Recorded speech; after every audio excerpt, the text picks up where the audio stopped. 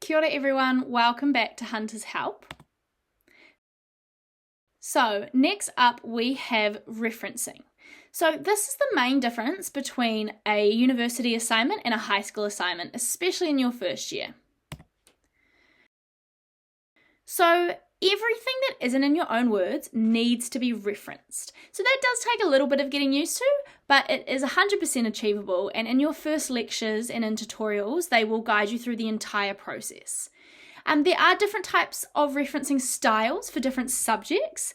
I know it was really confusing for me. I had a psychology and anthropology degree. Psychology references in APA and anthropology references in Chicago. So that was really confusing. But every time you just Google like APA guide to referencing and you follow the formatting. I am now a seasoned referencer.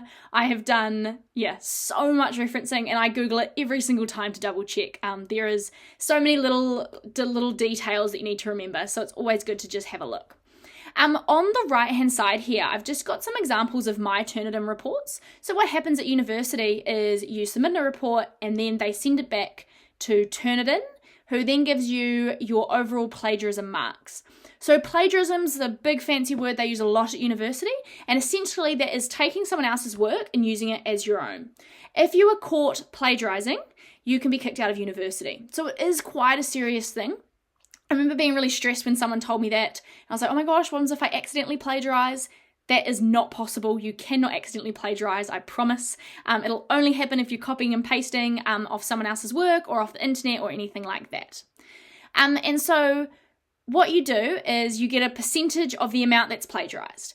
Now, as you can see, I've got a 16 and a 17. Both of those are totally acceptable. And what's the other thing is, say you had 25% plagiarized, but it's about what's plagiarized. So for example, I took a screenshot of an assessment I did, and so everything highlighted has been plagiarized. So weirdly enough, someone else at some other university at some point in time has written the words table 3. Now, this is how sensitive it is, though. It picks up everything. And also some people, we know, we're all using the same data set. They're also writing a very similar research question up the top for the title. That is not an issue. They are aware that you've tried your best. And obviously, I'm not going to reference table 3.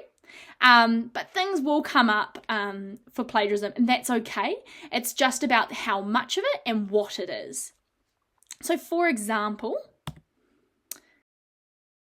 if we go over here, this is a essay I wrote for the same thing.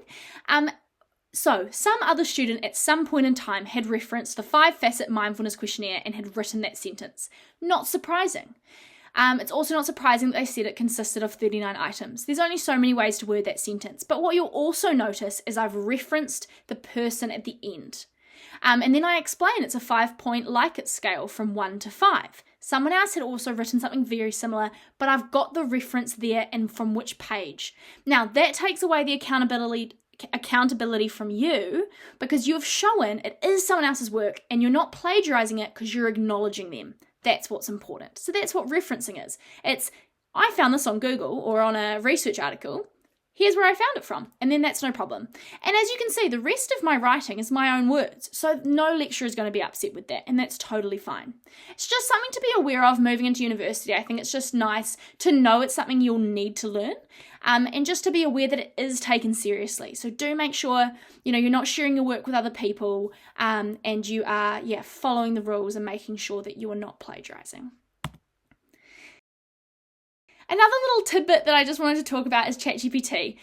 This is super new for universities as well as for you guys, and I know a lot of you at high school will be using ChatGPT for lots of things. Whether that is for good or for bad, I'm unsure. But does it count as plagiarism? There's a lot of talk about this at university at the moment. So you cannot use ChatGPT without referencing it. Again, you can. Some lecturers will say you can't, so then you can't. But a lot will say you can, but you need to reference when you've used it and why you've used it. Can you copy and paste it? No. University assignments are super specific. They're wanting you to draw from their readings, their lecture slides, and it's normally pretty obvious if it's ChatGPT. And again, if you get caught plagiarizing, because using ChatGPT is plagiarizing because it is not your own work, you can be kicked out of university. So just be careful about that. Obviously, it can be great for ideas, breaking down assignments, maybe giving you a little essay guide. Absolutely, I know a lot of people use it for that. Do just make sure you do check the reliability, and use it in a responsible manner and in a manner which means that it is not seen as cheating, because obviously that becomes very problematic very quickly. And a lot of lecturers are cottoning on to this. A story I always like to tell people is one of my lecturers ran his test through ChatGPT and kept rewriting it until ChatGPT couldn't pass it. They're not silly, they know what they're doing, they're very experienced academics, so please do not be relying on this for your passing grade.